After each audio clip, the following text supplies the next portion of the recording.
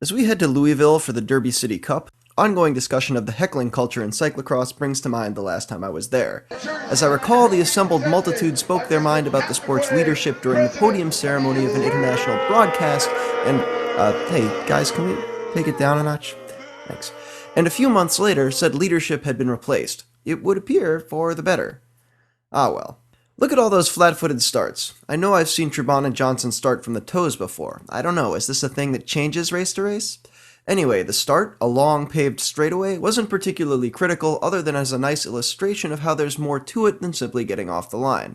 While Rafa Focus's Jeremy Powers and Zach McDonald are both out front early, road sprinter Sean Milne of Keogh's Cyclocross gets the whole shot by keeping the Watts coming, taking a flat-foot starting Yannick Ekman of Cal Giant with him. Man, we have got to do something about this water bottle thing.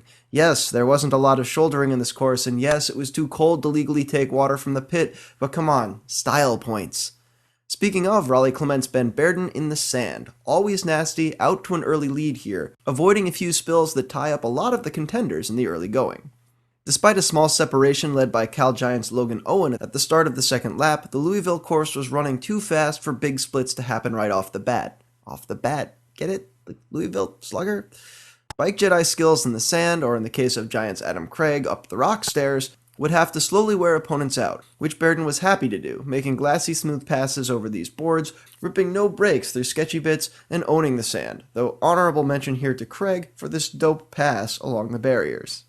It wasn't surprising the rubber band began to give Berden, Cannondale Cyclocross World's Ryan Trebon, K.H. Felt's Denny Summerhill, and Craig a meaningful gap, but the names on the opposite end of that separation definitely raised eyebrows. Even after Trebon's teammate Tim Johnson made a concerted effort to bridge, Powers seemed content to hang in with a pack of riders who were more or less going the wrong way.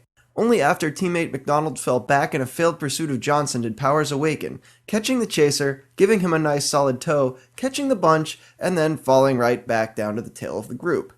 Of course, tail gunning and cross has big risks. Coming through the sand, Johnson seemed fatigued from the chase, but not so fatigued he was going to let Craig pull off that barrier side pass again. The resulting dab and stoppage tied up Powers and nearly split the group, so no surprise to see the Rafa Focus rider head into the lead the next time around. We've seen Powers end races with similar late charges earlier this season, but the sand-heavy Louisville course, here's Berden once again pulling down the gap, seemed to blunt his efforts. By the bell, the only damage that had been done was a short gap to Johnson and Craig.